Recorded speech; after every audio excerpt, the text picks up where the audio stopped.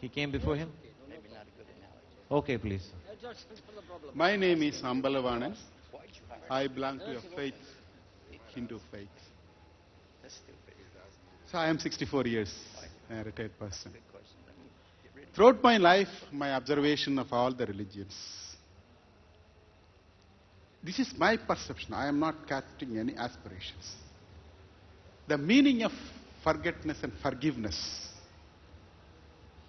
and tolerance, is it wanting in this religion? Because the way in which you have put the invitation,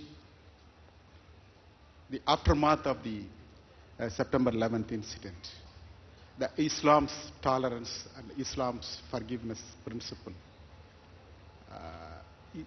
need much more explanation or much more level of tolerance.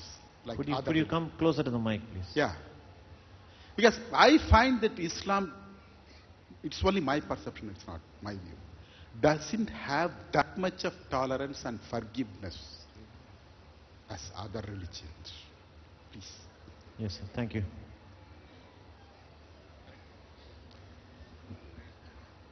I would suggest that you read the life of the Prophet.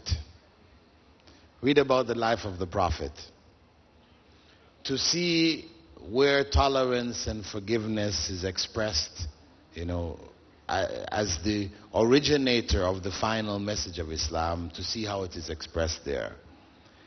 And if you read also the Quran, you will find tolerance and forgiveness and mercy expressed throughout it. In fact, each chapter of the Quran is begun with the phrase Bismillahir Rahmanir Rahim, in the name of Allah, the Beneficent, the Most Merciful. So that is the teaching of Islam. If you find some Muslims intolerant, and I won't deny that they may not have been, and they're not around today too, that is their individual practices or ignorance or whatever, emotionality or whatever.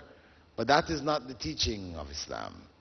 If we consider, for example, the greatest example, one of the big examples from the life of the Prophet, that when he was driven out of Mecca with his followers, and followers were murdered, their wealth taken, eventually, after some 10 years, he came back and reconquered Mecca without a fight. Mecca surrendered. And the people of Mecca were wondering what is going to happen to us, because how we treated you previously, we killed you and did all these different things to you. Then they were expecting what they normally do when they capture an area is they kill everybody. They slaughter them, they take their women and wealth, and this is what they were doing. So they asked him, what are you going to do to us? You are one of us. Are you going to be merciful to us? He said, go all of you, you are free. Go all of you, you are free. That was his magnanimity. That was his generosity. That was his kindness. That was his tolerance. And that is the example throughout actually Muslim history. If we look at the great points, we look at the difference between when Salahuddin, if you're looking at conquering, for example, when Salahuddin conquered Palestine. Palestine had been conquered by the Crusaders 100 years before. And when they came in, according to Crusader history, they massacred all of the inhabitants. Their horses marched in the streets with blood up to the ankles of the horses. They massacred not only the Muslims, but the Jews who were there, as well as the Christians who didn't follow their own brand of Christianity. And when Salahuddin conquered Jerusalem, he spared everyone. He spared everyone. No life was taken. And that was in keeping with the example of the Prophet. Before him, Omar, the second caliph, took Jerusalem. And he did the same. So there was an example set by the Prophet. Historically, people follow that example for the most part, but there are examples in history where people didn't. So when we are to look at these different examples, we judge them according to the original example.